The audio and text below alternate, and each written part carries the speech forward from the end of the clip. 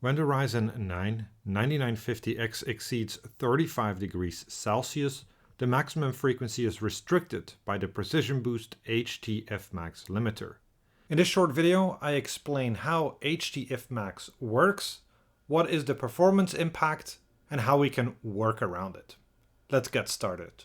The AMD Precision Boost 2 technology automatically adjusts the operating frequency according to the workload needs and the system operating parameters like power consumption and temperature.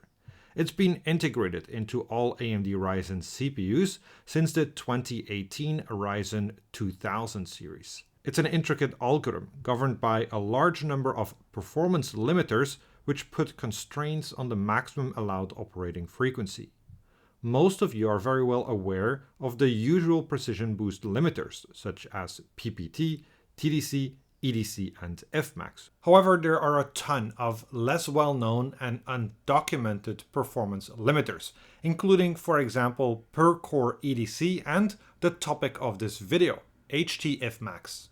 High temperature Fmax or HTFmax is one of the Precision Boost 2 performance limiters. I very briefly introduced this limiter in my Ryzen 7000 launch content. Basically, it limits the maximum allowed frequency when the CPU is running at a very high temperature. This limiter is SKU specific and may not be active or present on every CPU. Usually the HTFmax kicks in at very high temperatures and therefore doesn't really have that big of an impact on the performance. However, that's not really the case with the Ryzen 9 9950X, as the HTFmax kicks in from as low as 35 degrees Celsius. In this chart, you can see how the maximum allowed frequency is around 5950 MHz with a plus 200 MHz Fmax boost override. That's up until 35 degrees Celsius. Then it slowly decreases to 5375 MHz at around 85 degrees Celsius. There's also a largely undocumented precision boost limiter called MTFmax or medium temperature maximum frequency. I suppose, but I cannot verify, that perhaps this limiter is used on other SKUs to prevent the HTFmax from affecting the maximum frequency at low and medium temperatures. It's not that easy to illustrate the impact in a real-world scenario because, as I mentioned before, there's a lot of limiters impacting the Precision Boost 2 frequency. We got a first hint of the impact on performance in the final overclocking strategy of SkatterBencher number 80. In this chart, you can see the Shimano boost curve of this CPU. The boost curve illustrates the average frequency across all active threads. We can see that between 8 threads and 16 threads, the frequency plateaus at around 5375 MHz. Here I've got an example of the Ryzen 9 9950X running an all-core Y-Cruncher workload at about 90 degrees Celsius. You can see that the frequency limit as well as the average effective clock is about 5375 MHz. This frequency limit also kicks in when there's just a few cores active. Here's an example of the Ryzen 9 9950X with only 4 cores enabled running the Y-Cruncher workload. The frequency limit is 5500 MHz, not the advertised 5750 MHz, because the operating temperature is 70 degrees Celsius. For reference, you can see that the voltage limiter would allow for 100 mV higher in this scenario. For the 9950X, that voltage headroom translates into an extra 100 MHz. So is there a way that we can overcome this performance limiter?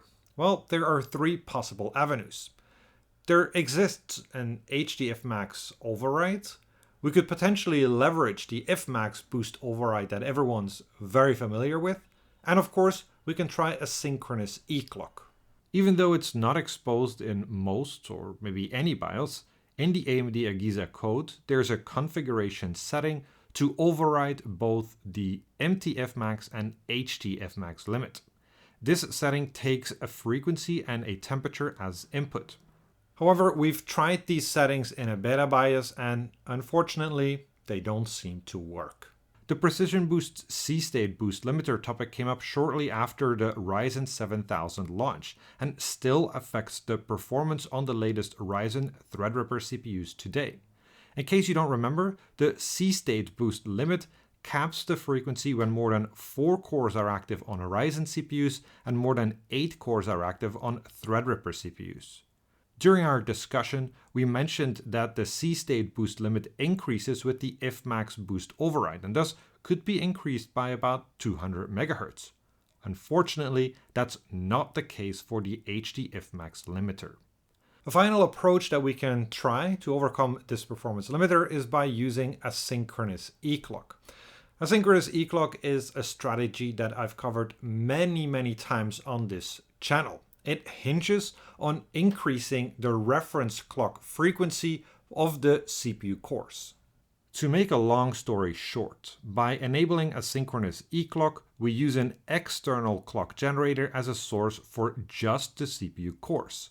That allows us to stretch the default VFD curve and increase the frequency for every voltage temperature point. For example, let's say there's a VFD point defined as 5000 MHz for 1.1 volt at 50 degrees Celsius. If we increase the E-clock to 105 MHz, then the resulting VFD point becomes 5250 MHz for 1.1 volt at 50 degrees Celsius. In the case of the HTFmax limiter, the new limit would become 5644 MHz. To illustrate how it works, I run Cinebench R23 on this Ryzen 9 9950X with SMT disabled. Disabling SMT helps keep the temperatures slightly below TJ max. You can see that in idle, the frequency limit is 5950 MHz. That's the default 5750 MHz frequency limit with a plus 200 Fmax boost override. During the workload, the temperature increases to almost 90 degrees Celsius. The frequency limit is 5375 MHz, and all cores are also running at 5375 MHz. Our final score was 32,795 points. Now we enable asynchronous E-clock, set the E-clock to 103, and reduce the Fmax boost override to 5550 MHz. Note that the actual Fmax limit will be 5717 MHz. The HTFmax also increased to 5536 MHz. Let's run the benchmark again. Now the temperature still increases to almost 90 degrees Celsius, and the reported frequency limit is 5375 MHz. But all of our cores are running at 5470 MHz on average. That's an increase of 1.7%. Our final score was 33,195 points, which is about 1.2% higher than before. This was a brief look at the HTFmax performance limiter. Now, it's difficult to really estimate how much of an impact it has in the real world, but I hope you found the video interesting nonetheless.